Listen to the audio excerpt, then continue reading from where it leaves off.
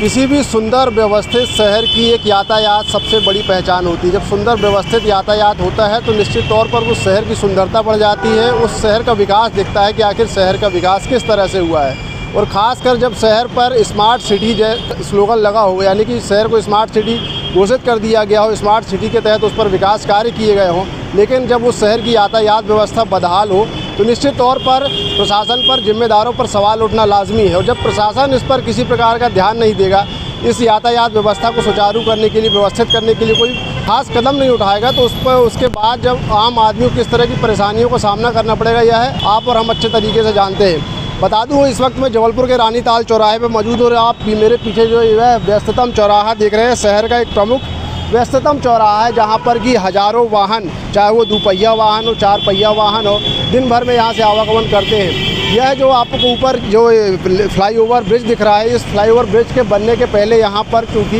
एक सिग्नल व्यवस्था थी, ट्रैफिक सिग्नल लगे हुए थे, लोग उस सिग्नल का पालन करते थे और व्यवस्थित यातायात चलता था। लेकिन जब से यह फ्लाईओवर बना उसके बाद से यहाँ की सिग्नल व्यवस्था चरमराई हुई है, किसी प्रकार का सिग्नल यहाँ पर नहीं है। और ऐसा केवल एक चौराहा नहीं बल्कि शहर के कई चौराहे ऐसे हैं जहाँ पर कि किसी प्रकार की सिग्नल की व्यवस्था नहीं है। और जब प्रशासन ने इस पर ध्यान नहीं दिया तो अब शहर के कुछ कलाकार इस व्यवस्था को सुचारू करने के लिए प्रशासन से मांग कर रहे हैं। किस तरह वो मांग कर रहे हैं आपको दिखाना चाहूँगा, उसका भी नज़ारा। हम इस वक्त रानीताल पर चौराहे पर जहाँ मौजूद हो, आप देख सकते हैं कि जो पेंटर हैं, ये कलाकार है अभिषेक नाम है इनका, और यह कलाकारी के माध्यम से प्रशासन को चेताने की कोशिश कर रहे हैं, प्रशासन को जागरूक करने की कोशिश कर रहे हैं कि प्रशासन इस जो यातायात व्यवस्था लचर पड़ी हुई है उस पर ध्यान दे। पूरी तरह से आप देखेंगे यह पेंटिंग बनाई हुई उन्होंने, खासतौर पर ऊपर जो सबसे पहले फ़ोटो दिख रही होगी आपको, मध्य प्रदेश के मुख्यमंत्री डॉक्टर मोहन यादव हैं। चूँकि यह चौराहा उत्तर मध्य विधानसभा के अंतर्गत आता है, तो जो यहाँ के विधायक है विलास पांडे, उनकी भी तस्वीर लगी हुई है।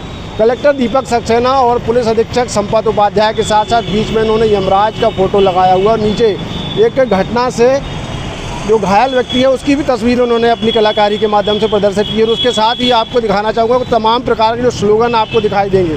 जो चौराहा है मुख्य, उस चौराहे के जो डिवाइडर है उस पर इस तरह के स्लोगन लगाए गए हैं कि इतने जाम में कैसे सड़क पार करें, इस प्रकार के अनेक स्लोगन लगाए हुए हैं। यानी कि कुल मिला के लोगों को जागरूक करने के साथ साथ प्रशासन को भी यह आईना दिखाने का काम यहाँ पर जो कलाकार वह कर रहे हैं। हमारे साथ अभिषेक जो कलाकार हैं उनसे बातचीत करेंगे।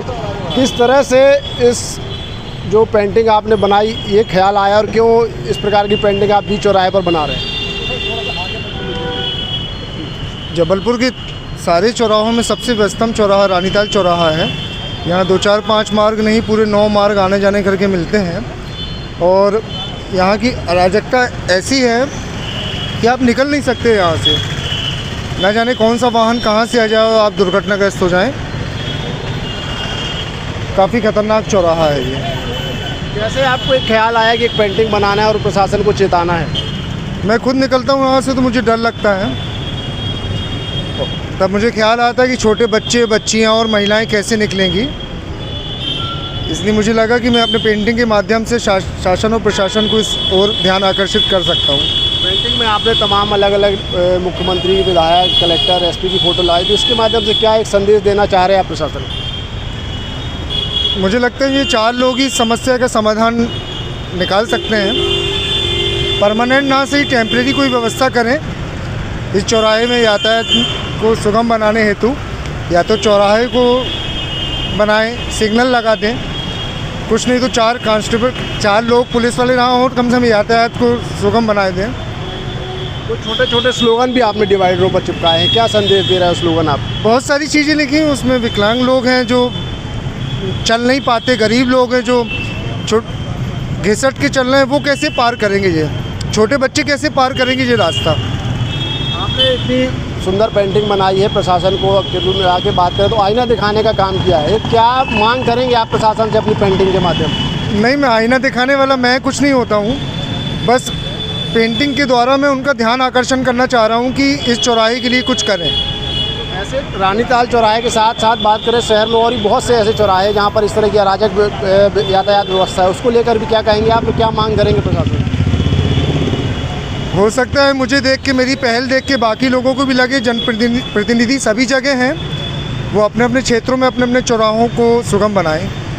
तो देखिए, साफ तौर पर कलाकार है अभिषेक जी, इनका नाम है, और साफ तौर पर यह कह रहे हैं कि हो सकता है इनकी पेंटिंग के माध्यम से जो प्रशासन है उनकी आँख खुले और इस तरह के व्यस्ततम चौराहे पर, जहाँ के पर 1-2 नहीं बल्कि 9 सड़क मार्ग आकर यहाँ पर मिलते हैं। और बात करें व्यवस्था की, यातायात व्यवस्था को लेकर, तो एक भी कांस्टेबल, यातायात का पुलिसकर्मी कोई आपको यहाँ पर दिखाई नहीं देगा। और यही बात है कि यहाँ पर इस तरह से दिन भर भीषण जाम की स्थिति बनती है और उस जाम से लोगों को आखिर कब निजात मिलेगी, यह बड़ा सवाल है। तो फिलहाल जो अभिषेक हैं, कलाकार हैं, पेंटिंग के माध्यम से प्रशासन को चेताने का काम कर रहे हैं, आईना दिखाने का काम कर रहे हैं, और उनको उम्मीद है कि इनकी इस पेंटिंग के माध्यम से प्रशासन इस पर ध्यान देगा, ध्यानाकर्षण होगा, और शहर के जो व्यस्ततम चौराहे हैं जहाँ पर कि यातायात व्यवस्था अराजक रूप से फैली हुई है, उन्हें व्यवस्थित करने का काम प्रशासन करेगा।